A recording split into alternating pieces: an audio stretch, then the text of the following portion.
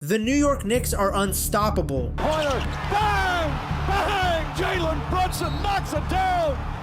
And the Knicks take the lead with 4.4 remaining. Right now, they dropped 137 points on the Philadelphia 76ers in Game 1 of the Eastern Conference Semifinals, shot 63% from the field, and handed out 34 assists on 53 made baskets. Jalen Brunson scored 35 points and didn't even play in the fourth quarter because the game was already a wrap. They then won the next 3 games in a row, sweeping the Sixers and sending Joel Embiid back to Cancun. The Sixers really knocked out the Celtics for no reason. This Knicks team is special, and they look head and shoulders above everyone else in the East.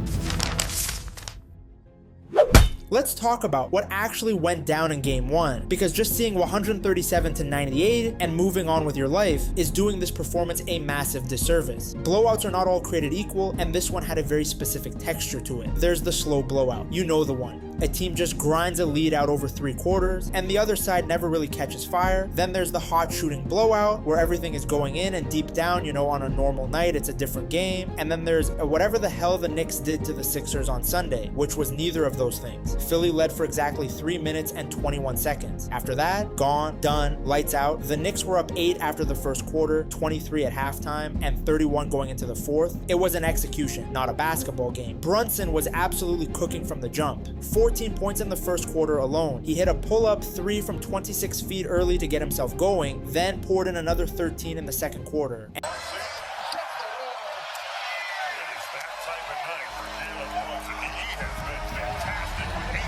And capped the half with a buzzer-beating 3 from way downtown that made Madison Square Garden feel like it was going to physically detach from the ground.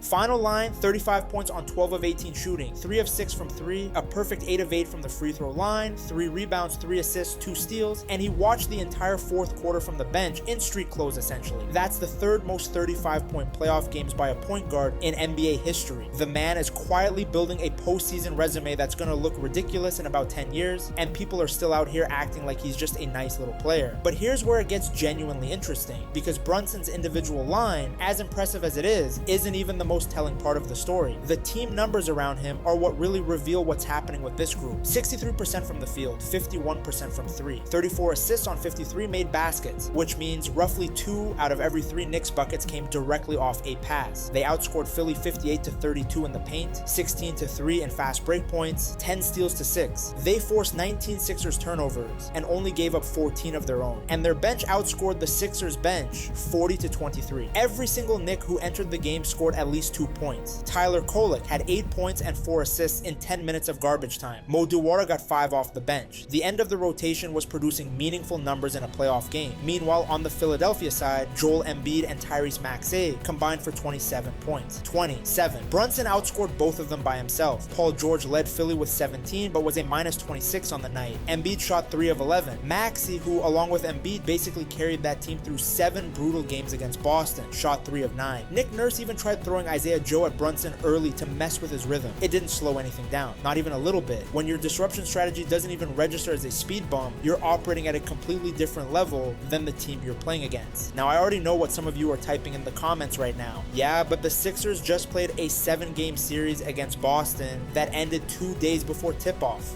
And look, that's a fair point. The fatigue was real and visible. You could see it in Embiid's legs. He was literally limping off the floor in Game 7 against the Celtics. He came into the series carrying miles on him that no human being should be carrying. The Sixers being tired explains part of why they lost. It does not explain how the Knicks won. There's a difference, and it matters. This was an operational takeover. The Knicks executed their game plan on both ends of the floor for 48 full minutes with precision. So what exactly is the system that's making this possible? 3 things. The first is what Mike Brown has done with Karl-Anthony Towns. In most offensive systems, a player of Towns' profile is a traditional big.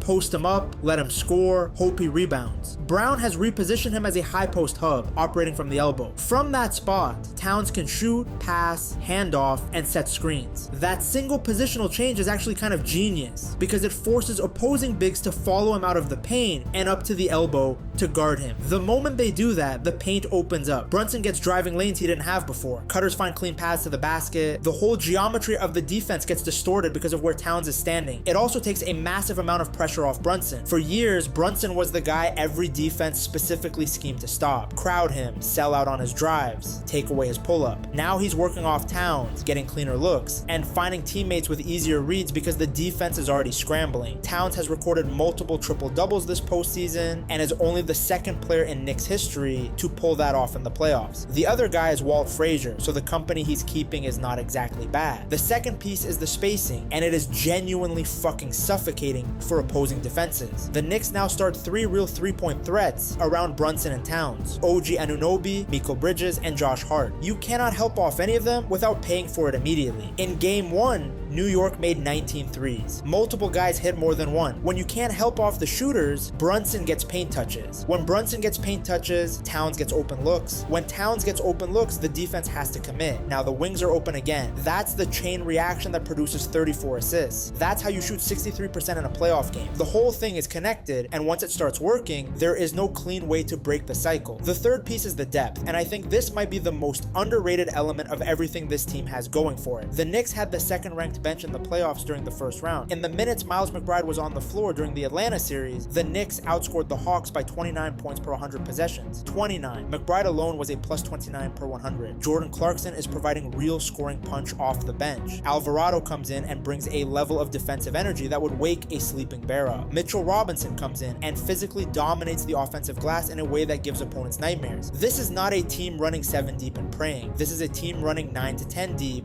with the back end of the rotation actually producing in real meaningful minutes. That matters enormously in the playoffs when legs get heavy, rest becomes scarce, and every single possession is worth fighting for, okay? Here's the part I think actually matters most. If you ask most NBA fans right now who the most important player on the New York Knicks is, the answer you'd get is Brunson. Oh, Brunson with a highlight. Black takes a seat, and Jalen Brunson makes him pay. Whoops.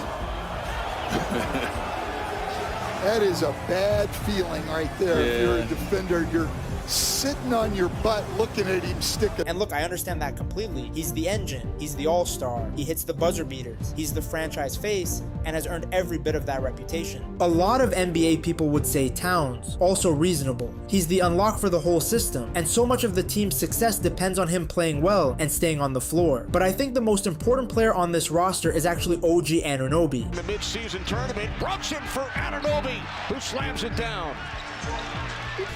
The Knicks doing a good job. Brunson head up, eyes wide open.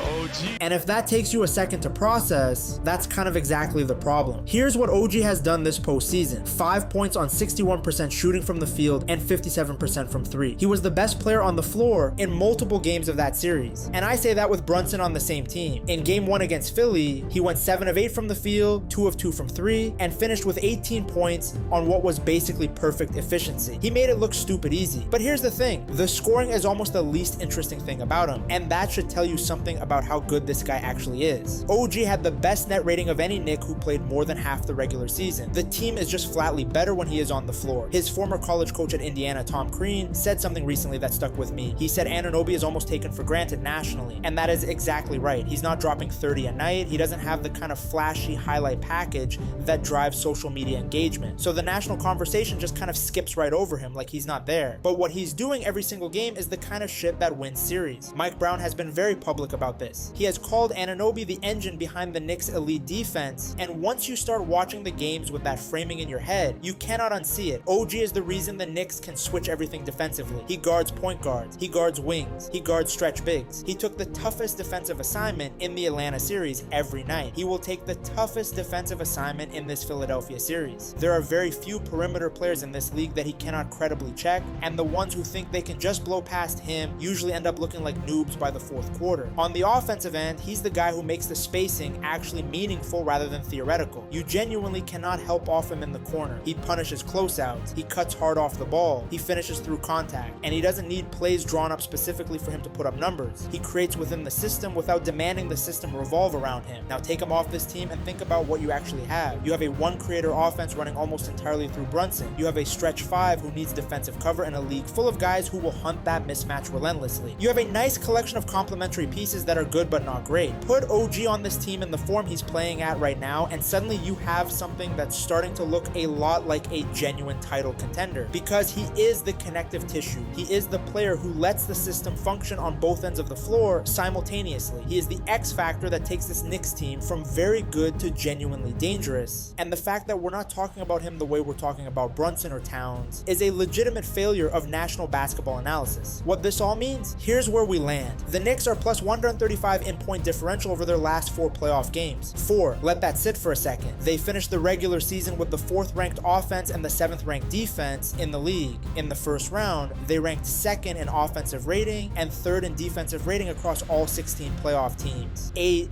which would have been the single best mark in the entire regular season if posted over a full year. Top 5 offense, top 5 defense. There are maybe 3 teams in the league right now that can credibly claim both, and only one of them is in the Eastern Conference. Game 1 against Philadelphia was a complete, thorough, total operational dismantling of a desperate and banged up Sixers team. Yes, Philly was tired, we've covered that, but the Knicks shot 63% and produced 34 assists. That is a team in total control of everything happening on the floor, fatigue on the other side or not, the system Mike Brown has built is coming together at the exact right time. Deep rotation, multiple shooters, real interior presence, real coaching adjustments, and the X factor who makes the whole machine run and still doesn't get the respect he's earned. The message the Knicks sent in the second round of the playoffs was not specifically to the 76ers. The Sixers were just the unlucky recipients of it. The message was to everyone left in. New York is here. They are built differently than the last 25 versions of this franchise. And for the first time in a very long time, that is not a sentence that immediately comes with an asterisk or a disclaimer. If you enjoyed watching this, hit the like button and make sure you're subscribed so you don't miss what's coming next, because this team is only going to get more interesting from here.